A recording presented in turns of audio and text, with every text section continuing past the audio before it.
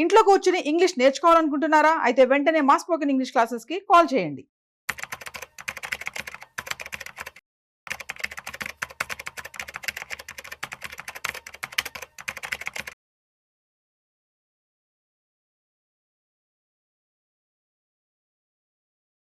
Welcome to Vishnu talks. నేను మీ విష్ణు. ప్రస్తుతం మనతో పాటు senior stock market analyst Eedara Ramakrishna గారు ఉన్నారు. వారితో మాట్లాడదాం.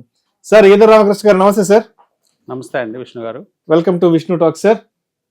సో ఈదర రామకృష్ణ గారు, ఒకసారి ఈ వీకెండ్ మార్కెట్ ఎక్కడ క్లోజ్ అయిందో చూద్దాం. సెన్సెక్స్ ఏమో 76,190 వద్ద క్లోజ్ అయింది. నిఫ్టీ ఏమో 23,092 వద్ద క్లోజ్ అయింది. అండ్ ఎఫ్ఐఎల్ విషయానికి వస్తే 2,758 కోట్లు అమ్మకాలు జరిపారు. డిఐలు ఏమో 2,402 కోట్లు మార్కెట్కి ఇవ్వడం జరిగింది. సో ఏంటి నెక్స్ట్ మార్కెట్ జర్నీ ఏ విధంగా ఉండబోతుంది అంటారు? మార్కెట్స్ 2025లో కొంచెం నిరాశాజనకంగా ట్రేడ్ అవుతూ ఉన్నాయండి. ముఖ్యంగా రకరకాల కారణాలు. అంటే ఈ వారం కూడా మనం చూస్తే ఆల్మోస్ట్ 0.48% ఆర్ ఒక 0.5% మేజర్ ఇండిసెస్లో అయినా నిఫ్టీ, సెన్సెక్స్, బ్యాంక్ నిఫ్టీ ఇవన్నీ కూడా ఫాలో అవటం మనం చూసాము.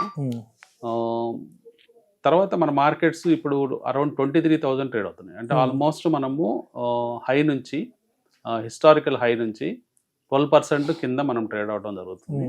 సో మొత్తం మీద ఎఫ్ఐఎస్ సెల్లింగ్ అనేది బాగా ప్రభావితం చేస్తుంది అన్నమాట. మెయిన్గా 50,000 crores, దాదాపుగా 50,000 కోట్ల రూపాయలు ఈ మంత్ 2025 జాన్ మంత్లో ఇప్పటిదాకా అమ్మకాలు ఎఫ్ఐఎస్ జరపడం చూసాము. సో ఎఫ్ఐ అమ్మకాలు ఇంకా ఒత్తిడి పెరిగే అవకాశాలు కూడా ఉన్నాయి. At the same time Trump ప్రమాణ స్వీకారం జరిగింది రీసెంట్ టైంలో. ట్రంప్ ప్రమాణ స్వీకారం తర్వాత ఆ పర్టికులర్ మార్కెట్స్ ఆల్ టైమ్ హైకి వెళ్తూ ఉన్నాయి. డౌ జోన్స్, లేకపోతే S&P 500, లేకపోతే నాస్డాక్, ఇవన్నీ కూడా పైకి వెళ్తూ ఆల్ టైమ్ హై రికార్డులు క్రియేట్ చేస్తున్న టైంలో మిగతా మార్కెట్స్ అన్నీ కొంచెం, అంటే పర్టికులర్గా ఎమర్జింగ్ మార్కెట్స్లో చైనా, ఇండియా ఇవన్నీ కూడా కొంచెం నిరాశాజనకంగా ట్రేడ్ అవుతుంది.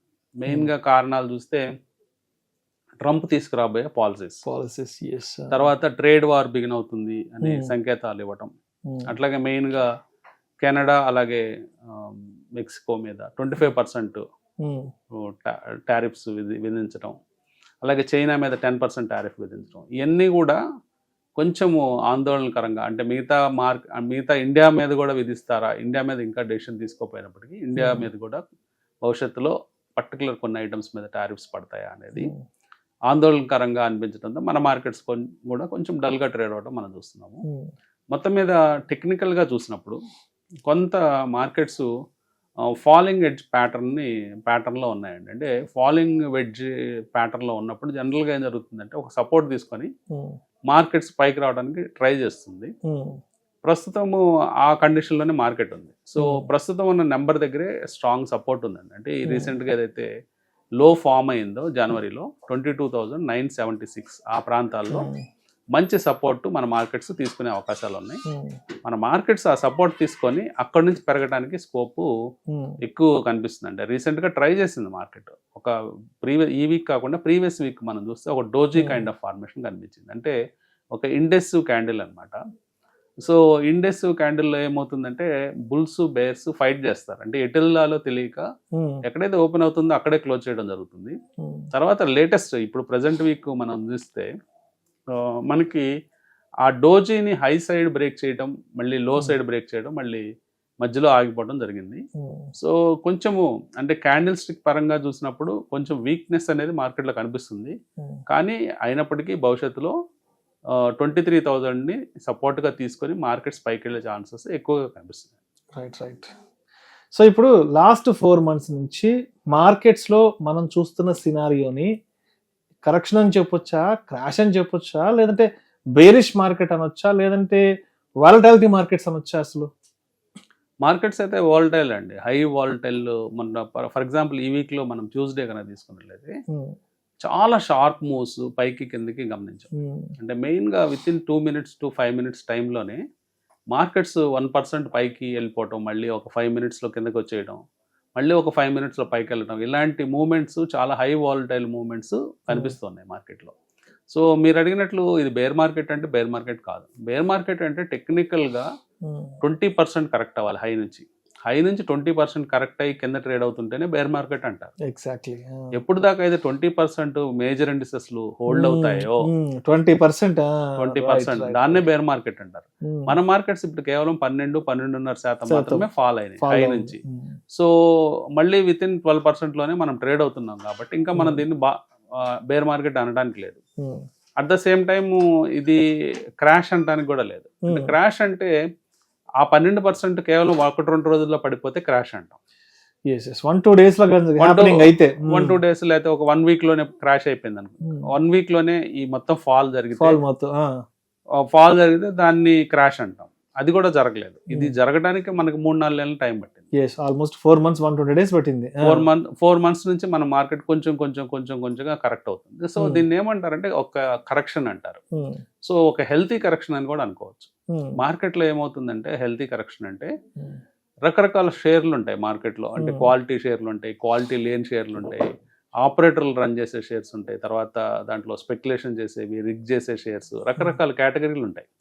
కొత్తగా వచ్చే ఇన్వెస్టర్స్కి ఈ కేటగిరీలు తెలియవు. అన్ని షేర్లు పెరుగుతున్నాయి కాబట్టి అన్నీ పెరిగిపోతాయేమో, భవిష్యత్తులో అన్ని రిటర్న్స్ ఇస్తాయేమో అనుకుంటారు. కానీ ఈ హెల్తీ కరెక్షన్స్లో ఏమవుతుందంటే ఆ క్వాలిటీ లేని షేర్లు, అలాగే రిగ్ చేయబడే షేర్లు, కొన్ని షేర్లు కిందకు వచ్చేస్తాయి. అంటే ఆ షేర్లలో బాగా సెల్లింగ్ వచ్చేసేసి, అంటే ఆపరేటర్స్ వాళ్ళ ప్రాఫిట్స్ బుక్ చేసుకొని పక్కకి వెళ్ళిపోవటం, లేదా రిగ్ చేసే షేర్లు వాళ్ళకి మనీ టైట్ అయిపోవటం, లేకపోతే వాళ్ళకి రిగ్ చేయడానికి ఫర్దర్గా ఫండ్స్ లేక కొన్న షేర్లను అమ్మేసుకొని బయటకు వెళ్ళిపోవటం. తర్వాత క్వాలిటీ లేని షేర్లు కిందకు వచ్చేసిన తర్వాత మళ్ళీ పైకి రావండి. అంటే మార్కెట్స్ మళ్ళీ పైకి వెళ్ళే తరుణంలో మార్కెట్స్ మళ్ళీ నిఫ్టీ మళ్ళీ ఆల్ టైమ్ హై క్రియేట్ చేయొచ్చు 1 year లోపలే. ఆల్ టైమ్ హై దాటే ప్రాసెస్లో ఆ స్టాక్స్ కిందే ఉండిపోయి వేరే సెట్ ఆఫ్ స్టాక్స్ లేదా క్వాలిటీ ఉన్న స్టాక్స్ పైకి వెళ్తూ ఉంటాయి. ఇది అందరూ కేర్ఫుల్గా వాచ్ చేయాలి. అలాగే వాళ్ళ పోర్ట్ఫోలియోస్ను కూడా టైమ్లీ రీకన్స్ట్రక్ట్ చేసుకుంటూ ఉండాలి. వాళ్ళ పోర్ట్ఫోలియోస్ని రీకన్స్ట్రక్ట్ చేసుకుంటే ఏమవుతుందంటే మళ్ళీ మార్కెట్స్ పెరిగినప్పుడు మన పోర్ట్ఫోలియో పెరగాలి. అది మంచి ఇండికేషన్ అనమాట.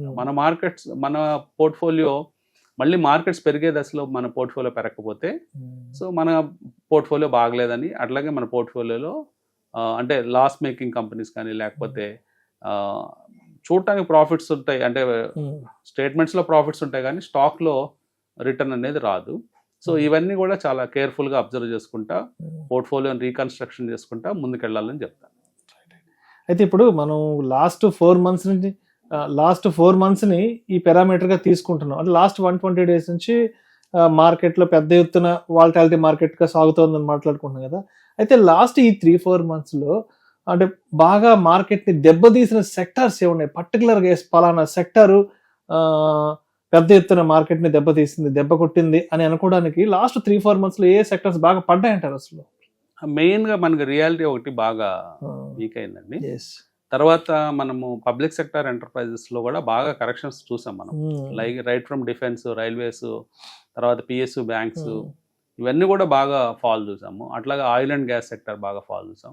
రీసెంట్గా జనవరి మంత్లో చూస్తే రియాలిటీ అనేది హెవీగా ఫాల్ అయింది. రియాలిటీ సెక్టార్లో మనము స్టాక్స్ అన్నీ కూడా ఓబ్రాయ్ రియాలిటీ, గాడ్రేజ్ ప్రాపర్టీస్, ఇవన్నీ కూడా మ్యాక్రో డెవలపర్స్, అన్ని స్టాక్స్ మంచి ఫాల్ గురయ్యాయి. అట్ ద సేమ్ టైం గతంలో అంతకుముందు క్వార్టర్లో బాగా ఫాల్ అయిన స్టాక్స్ అంటే ఎఫ్ఎంసీజీ రంగంలో ఉన్నాయి. అవి కొంత హోల్డ్ అయినట్టు కనిపిస్తుంది మార్కెట్లో. సో మొత్తం మీద చూస్తే కొన్ని సెక్టార్స్ అయితే డేలా పడుతున్నాయి. అంటే మెయిన్గా ఇప్పుడు ఎనర్జీలో కూడా ఓవర్ క్రౌడ్ అయిందండి. అంటే ఎనర్జీ స్టాక్స్, పవర్ స్టాక్స్, ఇవి కూడా చాలా స్టాక్స్, అంటే దాంట్లో కూడా సబ్ సెక్టార్స్ చాలా తయారవుతున్నాయి. అంటే సోలార్ నుంచి తయారు చేసే పవర్ కంపెనీస్, అలాగే విండ్ మిల్స్, లేకపోతే హైడ్రో ఎనర్జీ, తర్వాత థర్మల్ పవర్, రకరకాల పవర్ కంపెనీస్ ఉన్నాయి. దాంట్లో పవర్ డిస్ట్రిబ్యూషన్ కంపెనీస్ ఉన్నాయి, తర్వాత ట్రాన్స్ఫార్మర్స్, అంటే పవర్కి సంబంధించిన లైన్స్ తయారు చేసే కంపెనీలు, ట్రాన్స్ఫార్మర్స్ చేసే కంపెనీలు. సో రకరకాల కంపెనీలు ఉండి దాంట్లో పర్టికులర్గా ఆ పర్టికులర్ ఫీల్డ్లో కూడా చాలా షార్ప్ కరెక్షన్స్ మనం చూసాము. కొన్ని స్టాక్స్ మళ్ళీ నిలదొక్కొని మళ్ళీ పెరుగుతూ ఉన్నాయి. కాబట్టి ఏ కంపెనీస్ మంచి బ్యాలెన్స్ షీట్స్తో వస్తున్నాయి, మళ్ళీ ప్రాఫిట్ అండ్ లాస్లు ఇంప్రూవ్ అవుతున్నాయి, P&L స్టేట్మెంట్స్ ఇంప్రూవ్ అవుతున్నాయి చూసుకొని ఆ పర్టికులర్ సెక్టార్లో కూడా మంచి క్వాలిటీ స్టాక్స్ ఉంటాయి, ఆ స్టాక్స్లో ఇన్వెస్ట్ చేయాలని చెప్తాను.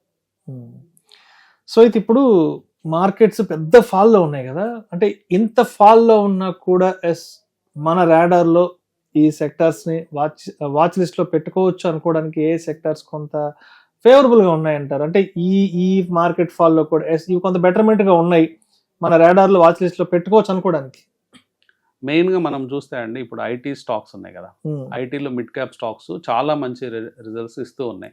ఎక్సెప్ట్ 1 or 2 కంపెనీస్ మినహాయించి majority of the companies IT companies, అలాగే ఐటీ సంబంధిత కంపెనీస్ అన్ని కూడా మంచి రిజల్ట్స్ ఇస్తూ ఉన్నాయి. అట్ ద సేమ్ టైం వాటికి మంచి గ్రోత్ కూడా ఉండే అవకాశం ఉంది. అంటే భవిష్యత్తులో కొత్త రకమైన అవసరాలు ఆర్టిఫిషియల్ ఇంటెలిజెన్స్ రంగంలో కావచ్చు, డేటా వాటికి సంబంధించిన డేటాకి సంబంధించింది, తర్వాత ఐటీ సొల్యూషన్ సంబంధించిన అవసరాలు బాగా పెరుగుతున్నాయి. ప్రతి ఒక్కళ్ళు స్మార్ట్ ఫోన్ వాడటం, స్మార్ట్ ఫోన్లో ఒక యాప్స్ వాడటం, అట్లాగే ఆ యాప్స్ సంబంధించిన సాఫ్ట్వేర్స్ డెవలప్ చేయాల్సి రావటం, ఇవన్నీ కూడా ఐటీ రంగము భవిష్యత్తులో చాలా బాగా ఉండే అవకాశం ఉంది. కాబట్టి ఆ స్టాక్స్ మనం చూస్తుంటే పర్టికులర్గా ఆర్టిఫిషియల్ ఇంటెలిజెన్స్ మీద ఫోకస్ చేసే కంపెనీలు లైక్ పర్సిస్టెంట్, కోఫోర్జ్, ఇట్లాంటి కంపెనీస్ అన్నీ కూడా పెద్దవైన ఇన్ఫోసిస్, విప్రో కూడా లాస్ట్ ఫ్యూ ఇయర్స్ పర్ఫామ్ చేయని స్టాక్ లాస్ట్ 1 year నుంచి చూస్తే మీకు చక్కటి పర్ఫార్మెన్స్ విప్రోలో కూడా కనిపించింది. అట్లాగే లేటెస్ట్ క్వార్టర్లీ రిజల్ట్స్ తర్వాత కూడా విప్రో మళ్ళీ 300 దాటి 324 దాకా వెళ్ళడం చూసాం.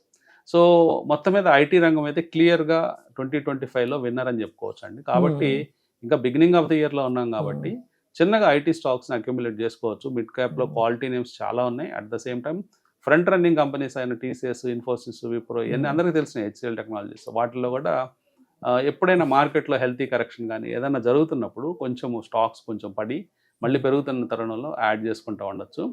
సో ఓవరాల్గా ఐటీ అయితే క్లియర్ విన్నర్ అండి. ఐటీ తర్వాత నెక్స్ట్ సెక్టార్స్గా నేను ఫార్మా సెక్టార్ ఒకటి చెప్తాను. కాకపోతే ఇక ఫార్మాలో వచ్చిన ఇబ్బంది ఏంటంటే స్టాక్ స్పెసిఫిక్గా వెళ్ళాల్సిన అవసరం ఉంటుంది. అలాగే ఎవ్రీ క్వార్టర్ క్లోజ్గా మానిటర్ చేయాల్సిన అవసరం ఉందండి. సో ఈ 2 సెక్టార్స్ క్లియర్గా పైకి పెరిగే ఛాన్స్ ఉంది. At that same time financials కూడా ఇంప్రూవ్ అవుతున్నాయండి. ఫైనాన్షియల్ కంపెనీస్ కూడా మెయిన్గా బజాజ్ 2 కంపెనీలు, బజాజ్ ఫైనాన్స్ కానీ బజాజ్ ఫిన్సర్వ్ కానీ ఈ కంపెనీస్, అట్లాగే ఇంకా ఫైనాన్షియల్ రంగంలో ఉన్న చాలా కంపెనీలు అంటే హౌసింగ్ సెక్టార్ కావచ్చు, లేకపోతే వేరే అంటే ఎక్సెప్ట్ కొన్ని స్టాక్స్ చాలా మైక్రో ఫైనాన్స్లు అలాంటి స్టాక్స్ జోలికి పోకుండా కొంచెము లీడింగ్ బిగ్ ఫైనాన్స్ కంపెనీస్ అన్నిట్లో కూడా ఇన్వెస్ట్ చేయొచ్చు. ఆ సెక్టర్ పర్టికులర్గా బ్యాంక్స్, ప్రైవేట్ సెక్టర్ బ్యాంక్స్, అట్లాగే పబ్లిక్ సెక్టర్ బ్యాంక్స్ కూడా చాలా అండర్ వాల్యూస్లో ఉన్నాయి. ఎందుకంటే పెద్దగా ఎన్పిఎస్ కూడా లేవు. గతంలో ఉన్నంత ఎన్పిఎస్ ఇప్పుడు మనకు కనిపించట్లేదు పబ్లిక్ సెక్టర్ బ్యాంక్స్లో. సో బ్యాలెన్స్ షీట్స్ ఇంప్రూవ్ అవుతున్నాయి. అట్లాగే రీసెంట్గా కొటాక్ బ్యాంక్ ఎప్పుడైతే మంచి ఇంప్రూవ్డ్ రిజల్ట్ ఇచ్చిందో ఒకే రోజు 10% పెరగడం మనం చూసాం రిజల్ట్స్ తర్వాత. సో కాబట్టి banking, financials, public sector, private sector, both sector banks, తర్వాత ముందుగా చెప్పుకున్న ఐటీ అలాగే ఫార్మా, ఈ సెక్టార్స్ లో ఫోకస్ చేయమని చెప్తారు. సో ఇదే రామకృష్ణ గారు, ఇప్పుడు February 1వ మార్కెట్ కి చాలా పెద్ద మేజర్ ఈవెంట్ ఉంది, బడ్జెట్ ని ప్రవేశపెట్టబోతున్నారు. మీరు కూడా చాలా సంవత్సరాల నుంచి మార్కెట్ లో ఉన్నారు కాబట్టి ఎస్పెషల్లీ బడ్జెట్ రోజున మార్కెట్ మూవ్మెంట్ ఎలా ఉంటుంది, మార్కెట్ బిహేవియర్ ఎలా ఉంటుంది అసలు?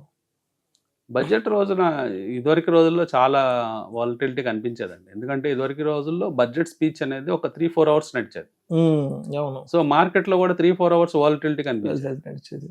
తర్వాత ఇప్పుడు ఏమైపోయిందంటే లాస్ట్ ఫ్యూ ఇయర్స్ నుంచి నిర్మలా సీతారామన్ బడ్జెట్ కేవలం 1 గంటలోనే కంప్లీట్ చేస్తున్నారు, మొత్తం చదివేస్తున్నారు. దాని తర్వాత ఇంకో ప్రాబ్లం ఏమొస్తుందంటే బడ్జెట్ లో హైలైట్స్ మాత్రమే చదువుతారు, ఫైన్ ప్రింట్ లో ఏముందో తెలియదు. అది చదవటానికి అది వాళ్ళు రిసీవ్ చేసుకొని అందరికి అది అందుబాటులోకి వచ్చేటప్పటికి కొన్ని గంటల సమయం పడుతుంది. సో ఆ టైంకి మార్కెట్ కూడా అయిపోతుంది. సో ట్రేడింగ్ టైం కూడా అయిపోతుంది. కాబట్టి రియల్ రియాక్షన్ అనేది 1 week లో వస్తుందండి. జనరల్గా బడ్జెట్ మీద రియల్ రియాక్షన్ మనం చూడాలంటే బడ్జెట్ అయిపోయిన రోజు తర్వాత ఒక 4-5 సెషన్స్లో క్లియర్ ట్రెండ్ అనేది ఒకటి ఎమర్జ్ అవుతుంది. ఫస్ట్లో ఒక నీజర్ రియాక్షన్ ఉన్నప్పటికీ ఫస్ట్ డే, బడ్జెట్ అయిపోయిన నెక్స్ట్ డే తర్వాత ఒక క్లియర్ డైరెక్షన్లో మార్కెట్ వెళ్తుందండి, అది మాత్రం క్లియర్. తర్వాత బడ్జెట్ రోజు వాలటిలిటీ అనేది కేవలం హైలైట్స్ని బేస్ చేసుకొని, అంటే ఫైనాన్స్ మినిస్టర్ ఏమైతే చదువుతారో హైలైట్స్ వాటిని బేస్ చేసుకొని వెంటనే ఒక క్విక్ రియాక్షన్ అనేది కొన్ని సెక్టార్స్లో కనిపిస్తూ ఉంటుంది. ఆ సెక్టార్స్ కనిపించినప్పుడు ఒక్కసారిగా మార్కెట్స్ పెరగటము, తగ్గటము, చివరికి ఫ్లాట్గా క్లోజ్ అవ్వడం ఇట్లాంటివి మనం గమనిస్తూ ఉన్నాము. ఏదేమైనప్పటికీ ఏదైనా అంటే మంచి అంటే పాజిటివ్ న్యూస్ ఏదైనా వస్తే ఈ బడ్జెట్లో మార్కెట్స్కి ఒక క్విక్ స్టార్ట్ లాగా మళ్ళీ ఒక ర్యాలీ స్టార్ట్ అయ్యే ఛాన్సెస్ క్లియర్ గా ఉన్నాయి. ఏమవుతుందో తెలియదు కాబట్టి వేచి చూడాల్సిందే ఫస్ట్. అండ్ తర్వాత ఇంకొక 2 మేజర్ ఈవెంట్స్ కూడా మార్కెట్ ఫేస్ చేయబోతుంది. February 7వ తేదీన ఆర్బీఐ పాలసీ అవుట్కమ్, తర్వాత next day Delhi election result. So మొత్తానికి ఫిబ్రవరి 8వ తేదీ వరకు కొంచెం చిన్న పెద్ద ఈవెంట్స్ అంతా మార్కెట్ ఫేస్ చేయాలి కాబట్టి, సో అంటే ఎట్లా నెక్స్ట్ ఒక 2 weeks వరకు మనం మార్కెట్ని ఏ విధంగా అబ్జర్వ్ చేస్తూ పోవాలంటారు? ఈసారి ఇంట్రెస్ట్ రేట్స్ ఏమైనా కట్ చేసే అవకాశాలు ఉన్నాయండి. ఎందుకంటే last many times interest rates ఆపారు, హోల్డ్ చేశారు యాజ్ ఇట్ ఈస్గా. తర్వాత అమెరికన్ మార్కెట్స్లో అమెరికన్ ఫెడ్ కూడా రీసెంట్గా 2 సందర్భాల్లో ఇంట్రెస్ట్ రేట్స్ కట్ చేసినప్పటికీ మన వాళ్ళు హోల్డ్లో పెట్టారు ఇంట్రెస్ట్ రేట్ కట్ చేయకుండా. సో ఈసారి ఏమైనా పాజిటివ్ రియాక్షన్ దాని మీద ఉండే అవకాశం ఉంది. అట్ ద సేమ్ టైం మనకి ఈ week fed interest rate decision కూడా ఉందండి. అంటే అమెరికాలో ఈ వారంలో ఏం చేస్తారు, ఇంట్రెస్ట్ రేట్స్ ఇంకా తగ్గిస్తారా, తగ్గించిన పక్షంలో గ్యారంటీగా 100% మన మార్కెట్లో కూడా ఫస్ట్ వీక్లో తగ్గించే అవకాశాలు ఉన్నాయి.